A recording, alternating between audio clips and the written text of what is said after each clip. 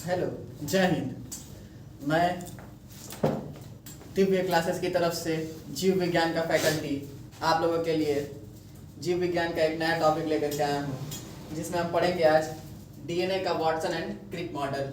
ये board exam में बहुत ज़्यादा पूछता है। क्लास 10th में भी पूछता है और क्लास 12th में भी पूछता है, दोनों क्लासों में पूछता है। तो हम आज कंबाइन रूप से पढ़ेंगे डीएनए का वाटसन एंड क्रिक मॉडल। तो इसमें हम सबसे पहले देखें कि डीएनए की खोज करने वाले वैज्ञानिक का नाम फ्रेडरिक मिशर। डीएनए की खोज तो हो गई, लेकिन इसमें इसकी संरचना का वर्णन किसी ने नहीं किया कि कैसा पाया जाता है। ये कैसा पाया जाता है, इसकी संरचना का वर्णन किसी ने नहीं किया। 1950 तक ये एक मिस्ट्री बना रहा कि डीएनए होता कैसा है, नहीं बता पाते थे लोग। लेकिन 1950 में दो वैज्ञानिक आए। 1950 सेंचुरी में दो वैज्ञानिक का नाम आए। एक है जेम्स वाटसन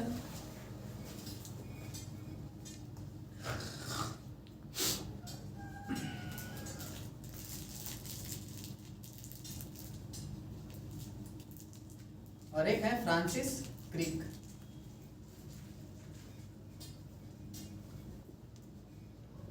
दो वैज्ञानिक हैं। ये जो वाटसन साहब हैं ये बायोलॉजिस्ट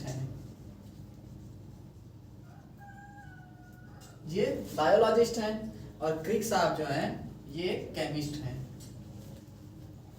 मतलब ऐसा नहीं है कि दोनों बायोलॉजिस्ट हैं, एक बायोलॉजिस्ट हैं और एक केमिस्ट हैं। और ये दोनों अलग अलग इस चीज का मतलब ये दोनों लोगों ने क्या किया मिलकर के इस मॉडल का प्रतिपादन किया। 1950 के बाद ये जो मिस्ट्री थी, ये मिस्ट्री से पर्दा उठा और इसी को नाम दिया गया डीएनए का वाटसन एंड क्रिक मॉडल। तो इसी के बारे में आज हम अध्ययन करेंगे कि डीएनए का वाटसन एंड क्रिक मॉडल है क्या, मतलब कैसे हमको एग्जाम में लिखना है। हमारा मसला क्या है कि एग्जाम में इसको कैसे लिखना है। तो एग्जाम में हम लिखेंगे डीएनए का वाटसन एंड क्रिक मॉडल में। तो सबसे पहले हम लिखेंगे पहले हेडिंग डाल करके कि डीएनए, देखिए पहले तो हम देख लेते हैं डीएनए क्या है। दो पॉलीन्यूक्लियोटाइड श्रृंखलाओं से मिलकर बना होता है। पहला क्या है डीएनए दो पॉलीन्यूक्लियोटाइड श्रृंखला से मिलकर बना होता है।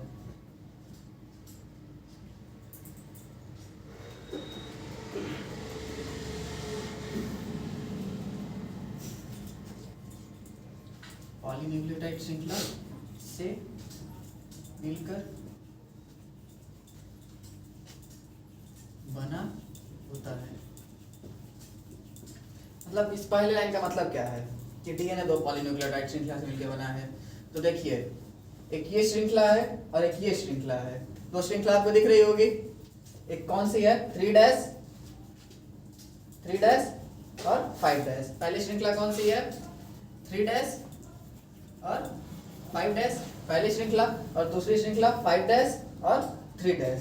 दो श्रृंखलाएं हैं, एक श्रृंखला 3' और 5' और दूसरी श्रृंखला 5' 3'। तो पहला तो पता चल गया कि इसमें कोई दो है श्रृंखला, ठीक। तो ये क्या है दो, और अब क्या है पॉली। तो पॉली जो वर्ड है पॉलीवर्ड, तो पॉलीवर्ड का मतलब होता है अनेक। पॉलीवर्ड का मतलब क्या होता है अनेक। तो अब अनेक क्या, तो अनेक इसमें क्या है न्यूक्लियोटाइड है। अनेक क्या है इसमें न्यूक्लियोटाइड। अनेक क्या है न्यूक्लियोटाइड। अब न्यूक्लियोटाइड क्या है, तो न्यूक्लियोटाइड को हम लोग तीन भागों में बांटा जाता है। पहला क्या है पेंटोज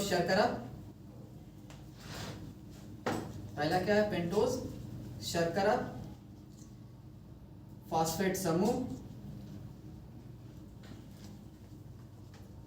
समूह और नाइट्रोजनी क्षार। तो पता क्या चला कि डीएनए में दो श्रृंखलाएं होंगी। डीएनए में क्या होंगी दो श्रृंखलाएं होंगी, और ये श्रृंखलाएं पॉलीन्यूक्लियोटाइड होंगी। मतलब क्या पॉली मतलब अनेक, इसमें न्यूक्लियोटाइड पाए जाएंगे। अनेक इसमें क्या पाए जाएंगे न्यूक्लियोटाइड पाए जाएंगे मतलब दो श्रृंखलाएं हैं और इन श्रृंखलाओं में क्या होंगे, अनेक न्यूक्लियोटाइड पाए जाएंगे, अनेक न्यूक्लियोटाइड। तो न्यूक्लियोटाइड के अंदर क्या होगा, तो पेंटोस शर्करा। तो डीएनए पेंटोस शर्करा भी दो प्रकार का होता है, एक होता है राइबोज शर्करा, राइबोज शर्करा, और दूसरा होता है डीऑक्सीराइबोज शर्करा, डीऑक्सीराइबोज शर्करा।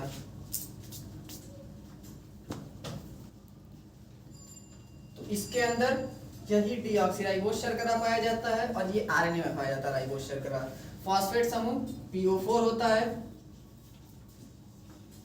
और नाइट्रोजनी क्षार दो प्रकार के होते हैं, एक होता है प्यूरिन, एक होता है प्यूरिन और दूसरा होता है पिरिमिडीन।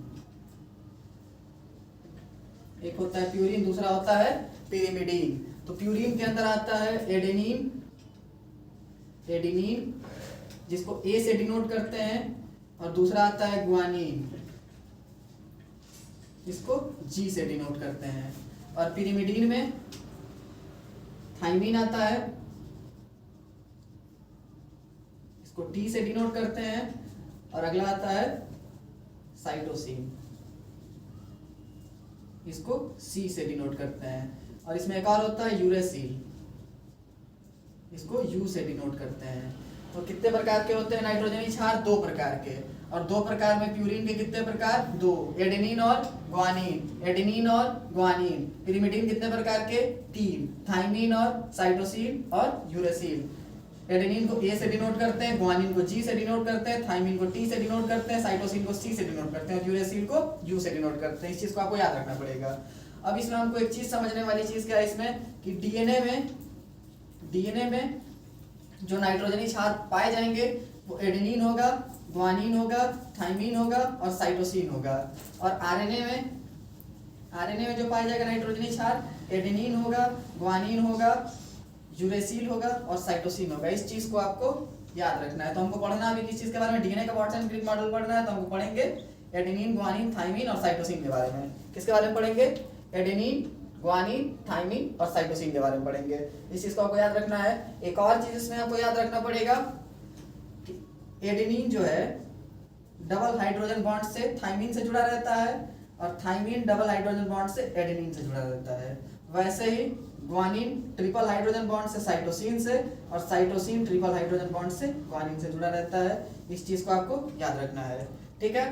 तो देखिए अब ये क्या है, न्यूक्लियोटाइड है। न्यूक्लियोटाइड कितने प्रकार के होते हैं, तीन। पेंटोस शर्करा, या फिर न्यूक्लियोटाइड में क्या क्या किस किस चीजों से मिलकर न्यूक्लियोटाइड बना होता है, तो पेंटोस शर्करा, फॉस्फेट समूह और नाइट्रोजनी क्षार, तीन चीजों से मिलकर बना है। पेंटोस शर्करा कितने प्रकार का है, कितने प्रकार का है, दो प्रकार का, डीऑक्सीराइबोस शर्करा और राइबोस शर्करा। तो राइबोस शर्करा किसमें होता है, राइबोस शर्करा आरएनए में होता है, तो हम लोग इसको नहीं देखेंगे। हम लोगों को देखना क्या है, डीऑक्सीराइबोस शर्करा। डीऑक्सीराइबोस शर्करा किसमें होता है, डीएनए में होता है, तो हम लोग इसको इस मतलब कि डीऑक्सीराइबोस शर्करा कहाँ पे है, इस डीएनए के खंड में पाया जाएगा। उसके बाद से फॉस्फेट समूह PO4 होता है। और नाइट्रोजनी क्षार दो प्रकार के होते हैं, प्यूरिन और पिरिमिडीन। तो प्यूरिन में आएगा एडेनिन, ग्वानिन, और पिरिमिडीन में आएगा थाइमिन, साइटोसिन और यूरेसिल। तो डीएनए में कौन कौन से नाइट्रोजनी क्षार पाए जाएंगे, तो दो प्यूरिन के पाए जाएंगे और दो पिरिमिडीन के पाए जाएंगे। तो प्यूरिन का जो होगा उसमें एडेनिन होगा, ग्वानिन होगा, और पिरिमिडीन का कौन सा होगा, थाइमिन होगा और साइटोसिन होगा। तो एक और चीज याद रखना पड़ेगा हमको कि कौन किससे बॉन्ड बना के जुड़ेगा। यही क्या करते हैं, बॉन्ड बना के एक श्रृंखला दूसरे श्रृंखला से किसकी वजह से जुड़ती है, तो यही नाइट्रोजनी क्षारों की वजह से हाइड्रोजन बॉन्ड से जुड़ती है। एडेनिन डबल हाइड्रोजन बॉन्ड से किससे जुड़ेगा, थाइमिन से जुड़ेगा। थाइमिन डबल, वैसे ही थाइमिन डबल हाइड्रोजन बॉन्ड से एडेनिन से जुड़ेगा। ग्वानिन ट्रिपल हाइड्रोजन बॉन्ड से साइटोसिन से जुड़ेगा। साइटोसिन ट्रिपल हाइड्रोजन बॉन्ड से ग्वानिन से जुड़ेगा। इस चीज को आपको याद रखना है।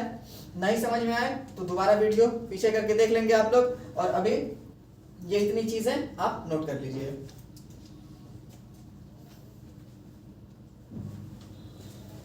और इस चीज को आप मिटा देते हैं। इतना हमको लग रहा है कि समझ में आ गया होगा आप लोगों की न्यूक्लियोटाइड किसे कहते हैं। पॉली मतलब अनेक होता है, अनेक इसमें क्या होंगे, न्यूक्लियोटाइड होंगे। अनेक क्या होंगे इसमें, डीऑक्सीराइबोस शर्करा अनेक होगा, फॉस्फेट समूह अनेक होगा, एडेनिन, ग्वानिन, थाइमिन, साइटोसिन क्या होंगे, अनेक होंगे इसमें। और कितनी श्रृंखलाओं में होंगे, दो श्रृंखलाओं में होंगे। इस चीज को आपको याद रखना है।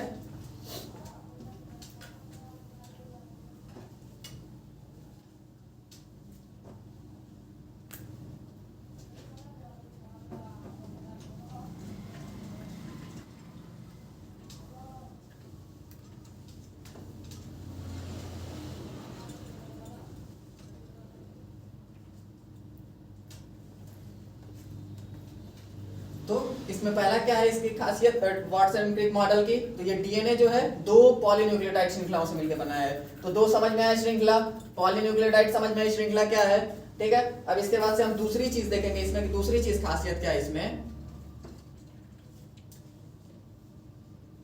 इसका सेकंड कैरेक्टर देखेंगे हम लोग। तो इसका इसमें क्या है, मध्य एक्सिस है और मध्य एक्सिस से दोनों तरफ देखिए ये क्या है, बीच में एक एक्सिस खींची गई है, बीच में क्या खींची गई है, एक एक्सिस।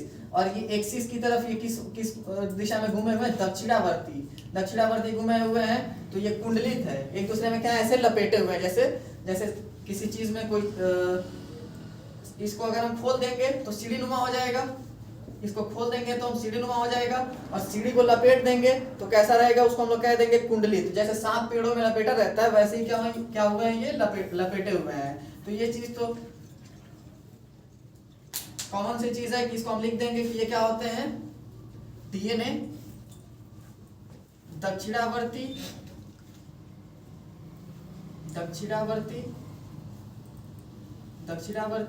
कुंडलित होता है।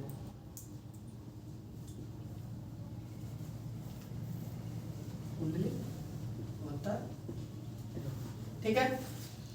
इसमें एक चीज आप देखिए, ऊपर क्या है 3' है और नीचे इसी का उल्टा 5' और इधर 5' और इधर 3'। तो इस चीज को आपको तीसरा चीज आप लिख सकते हैं। अब क्यों होता है इसको अभी हम समझा देंगे आपको। इस दो श्रृंखलाएं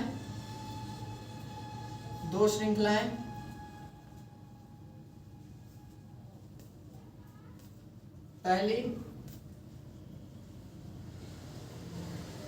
5' 3' और दूसरी 3' 5' होती है।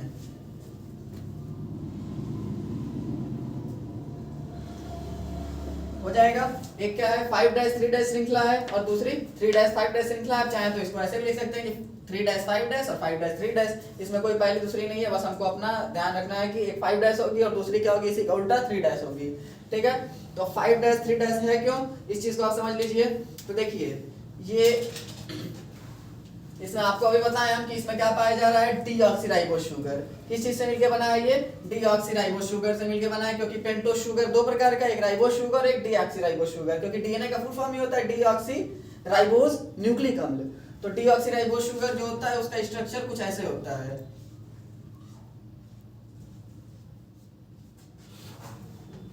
रेड कलर वाला विजिबल है।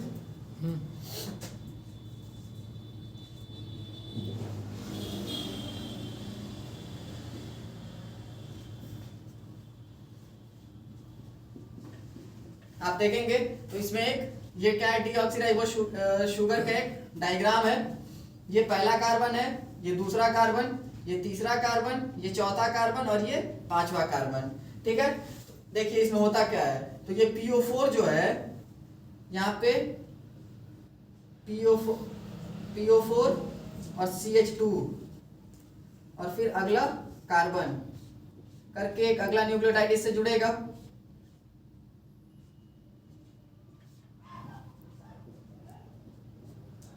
अगला न्यूक्लियोटाइड इससे जुड़ेगा। तो इसका मतलब क्या, 5 यहाँ पे हमको 5' लिखने का या 3' लिखने का मतलब क्या है। तो पहला कार्बन, दूसरा कार्बन, तीसरा कार्बन, तीसरा कार्बन से PO4 जुड़ा है ना। तीसरे कार्बन से कौन जुड़ा है, तीसरे कार्बन से यहाँ पे PO4 जुड़ा है। और PO4 किससे जुड़ा रहेगा, यहाँ पे पांचवें कार्बन से जुड़ा है। मतलब ये वाला पांचवा कार्बन है, ये पांचवा कार्बन है, किससे जुड़ा है, PO4 से जुड़ा है। तो मान सपोज करिए कि यहाँ पे अगर यहाँ पे पांचवें कार्बन से कोई अगला न्यूक्लियोटाइड ऊपर ना जुड़ा हो तो पांचवा कार्बन खाली होगा, कोई नहीं जुड़ा होगा। तो हम लोग कह देते हैं कि पांचवा कार्बन खाली है मतलब 5'। पांचवा कार्बन खाली है मतलब 5'। और नीचे अगर यहाँ पे अगर अगला न्यूक्लियोटाइड ना जोड़े तो यहाँ पे तीसरा कार्बन खाली होगा, तीसरा कार्बन खाली होगा। तो इसका मतलब क्या है ये कि 3'। तीसरा कार्बन खाली का मतलब 3'। जैसे मान लेते हैं कि हम एक श्रृंखला बनाते हैं हाथ पकड़ के, एक दूसरे के हाथ पकड़ के श्रृंखला बनाते हैं। तो हम कितनी भी बड़ी श्रृंखला बना लें तो एक इस साइड में जो होगा उसका ये वाला हाथ खाली होगा और उस साइड में जो होगा उसका ये वाला हाथ खाली होगा। मतलब कोई ना कोई हाथ दोनों तरफ से खाली होगा। अकेले खड़े रहें तो या श्रृंखला में खड़े रहें तो, अगर ये न्यूक्लियोटाइड डीऑक्सीराइबोस शुगर अकेले है तो इसका 5वां कार्बन खाली रहेगा और तीसरा कार्बन खाली रहेगा, क्योंकि इसकी प्रवृत्ति है जोड़ने की। क्या कर रहा है, अगले डीऑक्सीराइबोस को जोड़ रहा है, लेकिन यहाँ पे नहीं जोड़ पाएगा तो हम लोग लिखते हैं कि यहाँ पे 5वां कार्बन खाली है और यहाँ पे तीसरा कार्बन खाली है, और इसी का उल्टा इधर होता है, तो इसी वजह से इसको क्या लिखते हैं 3' और 5' लिखते हैं। ठीक, तो पहली श्रृंखला इसमें क्या होगी 5' 3' होगी और दूसरी श्रृंखला क्या होगी 3' 5' होगी। इस चीज को आप नोट कर लीजिएगा, इससे आपको उतना कोई मतलब है नहीं। अब देखिए चौथी चीज हम इसमें क्या देखेंगे,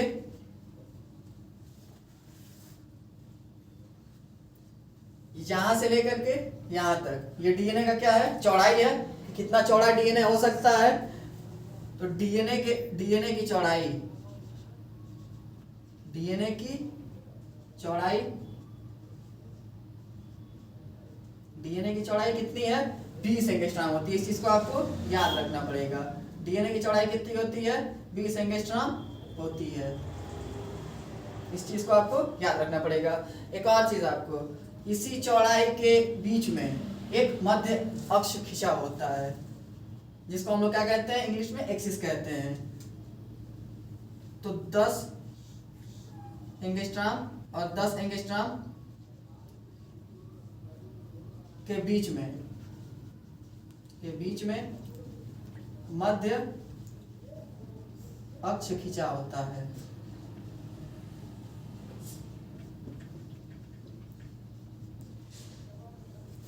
ये 5 हमारी क्या हो गई वाटसन क्रिक मॉडल की खासियत हो गई। अभी इतने में खत्म नहीं होगा, देखिए यहाँ पे 10 एंगस्ट्रॉम इधर 10 एंगस्ट्रॉम इधर, मतलब 20 एंगस्ट्रॉम चौड़ाई हो गई, और इसी 10 एंगस्ट्रॉम के बीच में क्या है एक मध्य एक्सिस खींची गई है, जो डीएनए को 2 भागों में काट देती है। ठीक, उसके बाद से हम अगली इसकी कैरेक्टर देखेंगे, 6वां नंबर का कैरेक्टर देख लेंगे हम इसका डीएनए का क्या है। तो देखिए 10 न्यूक्लियोटाइड के बीच की दूरी को क्या कहते हैं हम लोग, एक पिच कहते हैं। 10 न्यूक्लियोटाइड के, न्यूक्लियोटाइड अभी बताया हम क्या क्या है, या फिर हम कह सकते हैं कि 10 नाइट्रोजनी क्षार के बीच की दूरी को क्या कहते हैं, एक पिच कहते हैं। तो 10 न्यूक्लियोटाइड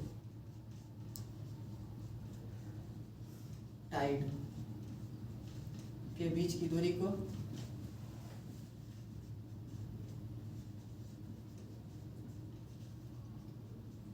एक पिच कहते हैं।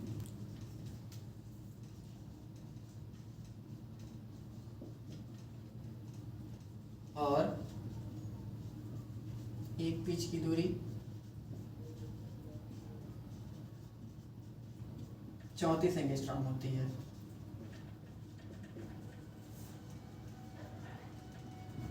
ठीक है, देखिए 1 2 3 4 5 6 7 8 9 10, ये क्या है 10 नाइट्रोजनी क्षार कह लें, क्योंकि नाइट्रोजनी क्षार न्यूक्लियोटाइड का ही पार्ट है। तो यह 10 न्यूक्लियोटाइड के बीच की दूरी कितनी होती है 34 एंगस्ट्रॉम, और इसी 34 एंगस्ट्रॉम को क्या कहते हैं हम लोग, एक पिच कहते हैं। ठीक है, तो एक पिच की दूरी कितनी होगी 34 एंगस्ट्रॉम होगी। तो इसका मतलब क्या है कि 2 न्यूक्लियोटाइड के बीच की दूरी कितनी होगी, जब एक में 10, एक बीच में क्या है 10 न्यूक्लियोटाइड है और इसकी दूरी 34 एंगस्ट्रॉम है, तो 2 न्यूक्लियोटाइड के बीच की दूरी कितनी होगी 10 से भाग कर देंगे तो 3.4 एंगस्ट्रॉम होगी। तो अतः हम कह सकते हैं 6वां नंबर हम लिख देते हैं, 7वां नंबर मार्किंग बढ़ेगी, 2 न्यूक्लियोटाइड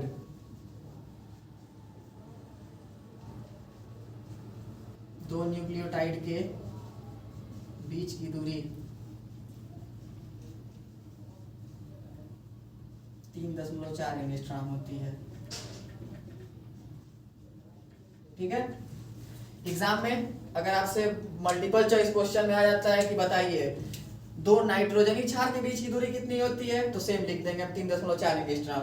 अगर पूछ देता है कि 10 न्यूक्लियोटाइड या फिर आपसे पूछ दे न्यूक्लियोटाइड को तो बताएं 10 नाइट्रोजनी क्षार के बीच की दूरी कितनी होती है, तो आप लिख देंगे 34 एंगस्ट्रॉम। या 10 नाइट्रोजनी क्षार के बीच की दूरी को हम कहते क्या है बायोलॉजिकल लैंग्वेज में, तो एक पिच कहते हैं। ठीक है, ये हो जाएगा आपसे 2 न्यूक्लियोटाइड के बीच की दूरी कितनी होती है 3.4 एंगस्ट्रॉम होती है। ठीक, अब देखिए इसके बीच में क्या पाया जा रहा है, backbone, deoxyribose sugar phosphoric acid का मिलकर क्या बनाया है, बैकबोन बनाया है।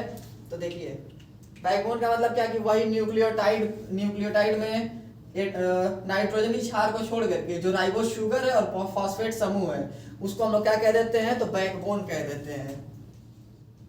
हिंदी में भी बैकबोन ही कहते हैं इसको। डीऑक्सीराइबोस शर्करा,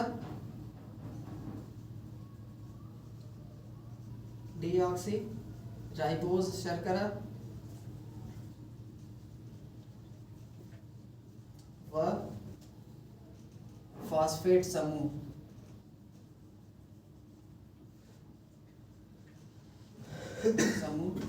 को बैकबोन कहते हैं।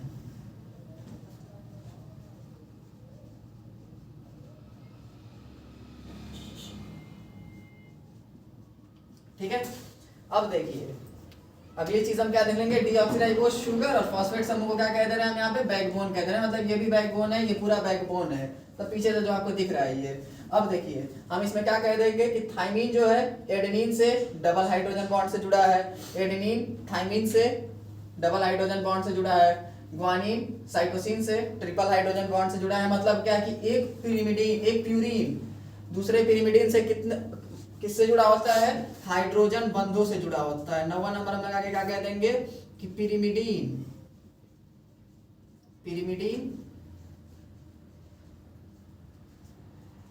प्यूरीन से हाइड्रोजन बंधों द्वारा जुड़ा होता है। हाइड्रोजन बंधों द्वारा जुड़ा होता है। और इसी में हम इसको लिख सकते हैं एडेनिन थाइमीन से डबल हाइड्रोजन बॉन्ड से, वैसे ही थाइमीन एडेनिन से डबल हाइड्रोजन बॉन्ड से, ग्वानिन साइटोसिन से ट्रिपल हाइड्रोजन बॉन्ड से, साइटोसिन ग्वानिन से ट्रिपल हाइड्रोजन बॉन्ड से। ठीक है, आप चाहें तो इसको शब्दों में लिख सकते हैं एग्जाम में कि एडेनिन थाइमीन से डबल हाइड्रोजन बॉन्ड से जुड़ा होता है, थाइमीन एडेनिन से डबल हाइड्रोजन बॉन्ड से जुड़ा होता है, ग्वानिन साइटोसिन से डबल हाइड्रोजन बॉन्डों से जुड़ा होता है। देखिए यहाँ पे हाइड्रोजन बॉन्ड लिखा है ना, जुड़ा है 3 हाइड्रोजन बॉन्ड से, ग्वानिन साइटोसिन से जुड़ा है 3 हाइड्रोजन बॉन्ड से। ठीक है, साइटोसिन ग्वानिन से 3 हाइड्रोजन बंधों के द्वारा जुड़ा होता है। अब उसके बाद से एक आखिरी लाइन हम लिख देते हैं इसमें, यहाँ पे देखिए माइनर ग्रूव, मतलब ये छोटी ग्रूव है, लास्ट में जो ग्रूव बची हुई है वो माइनर ग्रूव है और इधर बड़ी सी ग्रूव बची हुई है। दिख रहा होगा आपको, याद है, उम्मीद है। ये माइनर ग्रूव है और ये बड़ी सी मेजर ग्रूव है। तो ये माइनर ग्रूव जो होती है 0.6 नैनोमीटर की होती है और ये मेजर ग्रूव जो होती है 1.2 नैनोमीटर की होती है। माइनर ग्रूव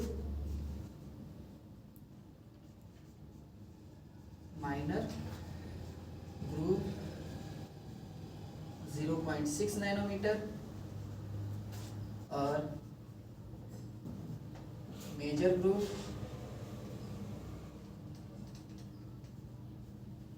1.2 नैनोमीटर की होती है।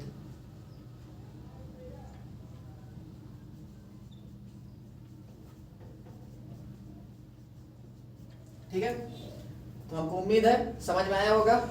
एक बार और इसको पूरा बता देते हैं सारांश इसका। तो देखिए डीएनए की जो संरचना है वो 1950 से पहले क्या था, मिस्ट्री था कि डीएनए कैसा होता होगा, किसी को नहीं पता है। सबको लगता है, मतलब नहीं पता है तो आदमी कुछ भी सोच सकता है। 1950 में वाटसन एंड क्रिक ने क्या किया, इसका एक मॉडल बताया।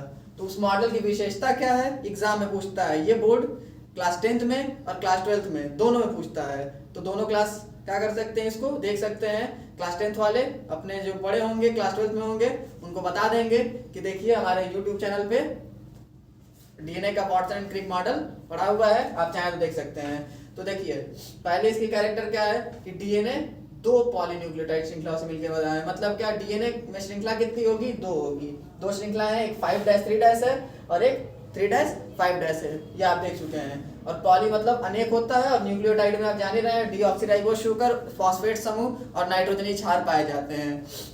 तो इसमें क्या होगा, 2 श्रृंखलाएं होंगी और इन श्रृंखलाओं में अनेक न्यूक्लियोटाइड होंगे। ठीक है, और उसके बाद से ये क्या होगा, दक्षिणावर्ती कुंडलित होगा, मतलब क्या होगा, ये घुमा होगा। दक्षिणावर्ती क्या होगा, कुंडलित होगा, मतलब सीढ़ी एक्सिस को लपेटे हुए हैं, यानी एक दूसरे को ऐसे लपेटे हुए हैं, ये दक्षिणावर्ती कुंडलित है। अब उसके बाद से तीसरा हम क्या देखेंगे, तो ये श्रृंखलाएं, इसमें दो श्रृंखलाएं पाई जाएंगी, अभी बताएं ऊपर, इनमें दो श्रृंखलाएं होंगी। तो एक श्रृंखला कौन सी होगी, 5-3 होगी, और दूसरी क्या होगी, 3-5 होगी। क्यों 3-5 कहते हैं या 5-3 क्यों कहते हैं, क्योंकि इनमें 5वां कार्बन और तीसरा कार्बन स्वतंत्र रहता है, तो इस वजह से क्या कह देते हैं इसको, 5-3 श्रृंखला और 3-5 श्रृंखला। उसके बाद से हम देखें इनमें कि डीएनए की जो चौड़ाई है, यहाँ से लेकर के यहाँ तक की जो चौड़ाई है कितनी है, 20 एंगस्ट्रॉम है। कितनी है, 20 एंगस्ट्रॉम है, और इसके बीच में एक मध्य अक्ष खींचा हुआ है, और इस मध्य अक्ष से इधर 10 एंगस्ट्रॉम और इधर 10 एंगस्ट्रॉम है। तो हम अगली लाइन यही लिखें, 10 एंगस्ट्रॉम और 10 एंगस्ट्रॉम के बीच मध्य अक्ष खींचा होता है। उसके बाद से हम अगला क्या देख रहे हैं, नाइट्रोजनी क्षार यहाँ पे लगा हुआ है, 1 2 3 4 5 6 7 8 9 10। तो 10 नाइट्रोजनी क्षार के बीच की दूरी को क्या कहते हैं हम लोग, एक पिच कहते हैं। 10 न्यूक्लियोटाइड के बीच की दूरी को क्या कह रहे हैं, एक पिच कह रहे हैं। और इसी पिच की दूरी कितनी है, इसी पिच की चौड़ाई कितनी है, लंबाई कितनी है, 34 एंगस्ट्रॉम है, आपको याद रखना पड़ेगा। और जब 10 न्यूक्लियोटाइड के बीच की दूरी 34 एंगस्ट्रॉम है, तो दो न्यूक्लियोटाइड के बीच की दूरी कितनी होगी, 3.4 एंगस्ट्रॉम होगी। तो दो न्यूक्लियोटाइड के बीच की दूरी 3.4 एंगस्ट्रॉम होती है, ठीक है। और इसी डीऑक्सीराइबोस, इसमें क्या पाया जाता है, बैकबोन पाया जाता है, मतलब ये ऊपर आपको उभार नजर आ रहा है, ये क्या है, बैकबोन है। इसी में क्या लगा होगा, फॉस्फेट समूह, फॉस्फेट ग्रुप और पेंटोस शुगर, मतलब पी मतलब क्या है, फॉस्फेट, और इस मतलब शुगर है। डीऑक्सीराइबोस शुगर और फॉस्फेट एसिड पाया जाएगा, जिसको हम लोग बैकबोन कहते हैं। सब पे पाया जाता है, बस इतने में लिख के समझा दिया आपको, ठीक है। तो दो न्यूक्लियोटाइड के बीच की दूरी, डीऑक्सीराइबोस शर्करा और फॉस्फेट समूह को क्या कहते हैं, बैकबोन कहते हैं। एक और चीज क्या है इसमें, प्यूरिन की मात्रा पिरिमिडीन के बराबर होती है, मतलब प्यूरिन जो है पिरिमिडीन से हाइड्रोजन बंधों के द्वारा जुड़ा होता है। अभी बताएं प्यूरिन पिरिमिडीन क्या है, नाइट्रोजनी क्षार है। नाइट्रोजनी क्षार दो प्रकार के होते हैं, प्यूरिन और पिरिमिडीन। प्यूरिन में होता है एडेनिन और ग्वानिन, और पिरिमिडीन में होता है थाइमिन और साइटोसिन। तो एडेनिन थाइमिन से डबल हाइड्रोजन बॉन्ड से, थाइमिन एडेनिन से डबल हाइड्रोजन बॉन्ड से, इसमें देख लीजिए आप, एडेनिन थाइमिन से डबल हाइड्रोजन बॉन्ड से जुड़ा है, हाइड्रोजन बॉन्ड से। प्यूरिन पिरिमिडीन से जुड़ा है, ग्वानिन साइटोसिन से जुड़ा है ट्रिपल हाइड्रोजन बॉन्ड से। वैसे ही थाइमिन एडेनिन से जुड़ा है, ग्वानिन साइटोसिन से जुड़ा है, थाइमिन एडेनिन से जुड़ा है। मतलब ये पूरे के पूरे नाइट्रोजनी क्षार क्या हुए हैं, एक दूसरे से हाइड्रोजन बंधों के द्वारा जुड़े हुए हैं। नाइट्रोजन बेस है, यहाँ पे लिखा हुआ है, नाइट्रोजन बेस किससे जुड़े हुए हैं, हाइड्रोजन बॉन्ड से जुड़े हुए हैं, ठीक है। और इसके बाद से लास्ट में एक ग्रुप बच जाता है, ग्रुप श्रृंखलाएं बच जाती हैं कुछ। तो छोटी श्रृंखला 0.6 नैनोमीटर की होती है, और बड़ी वाली श्रृंखला 1.2 नैनोमीटर की होती है। तो मुझे उम्मीद है ये आप लोग इसको स्क्रीनशॉट कर लीजिए या नोट कर लीजिए। एक बार में नहीं समझ में आए, 2 बार देखिए, 3 बार देखिए, क्योंकि बहुत इंपॉर्टेंट है ये, ठीक है। और मुझे उम्मीद है कि आप लोगों को ये वीडियो पसंद आया होगा, और अगर पसंद आया तो इसे लाइक करें, सब्सक्राइब करें, और अपने दोस्तों में इसको शेयर करें। जय हिंद, जय भारत।